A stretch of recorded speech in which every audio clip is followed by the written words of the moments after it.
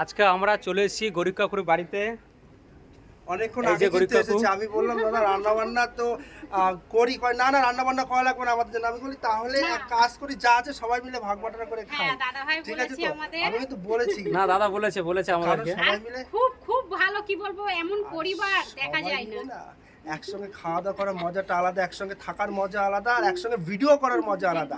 আর তার সত্যি জন্য তাই। তোমাদেরকে বলছি যে একসঙ্গে তোমরা সকলে একসঙ্গে ভিডিও না করতে পারো, কিন্তু দিদি ভাইয়ের পাশে তো থাকতে পারবে, আর দিদি ভাই কিন্তু তোমাদের পাশে থাকবে আর সবসময় ভালোবাসা দেবে, তোমাদেরকেও দেবে।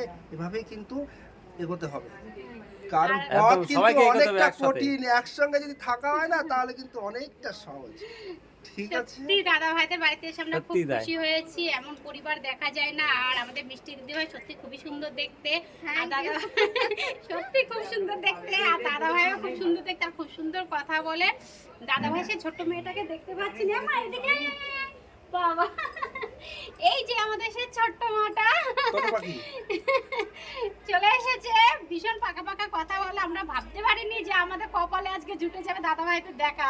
এই কথাটা ভুল, তোমাদের জন্য কিন্তু সবকিছু আমাদের। ঠিক আছে তো, তোমরা যদি আজকে আমাদের সাপোর্ট না করতে আমরা কিন্তু এই জায়গায় আসতাম না। ঠিক তেমনই যারা ভিডিওটা দেখছো তারা কিন্তু অবশ্যই করে দিদিভাইকে সাপোর্ট করবে, আর দিদিভাইকে সাপোর্ট করলে তোমাদের সাপোর্ট করবে। আর নায়ক কিন্তু চেঞ্জ হতেই থাকে, ঠিক আছে তো। সারা জীবন প্রসেনজিৎ হিরো থাকবে তা কখনো হয় না, তারপরে আসছে জিৎ, দেব, যিশু সেনগুপ্ত, এরকম ভাবে বদলাতে থাকবে। দিদিভাই একে কিছু অপরকে বলো সাপোর্ট তুমি করতে হবে, ঠিক আছে তো। তোমরা এসে সত্যি খুব ভালো লাগলো। দেখো আমাদের ভালোবাসা, আমাদের ভিডিও দেখে, এটাই তো অনেক। সুন্দর ভিডিও, কি বলবো, অসাধারণ।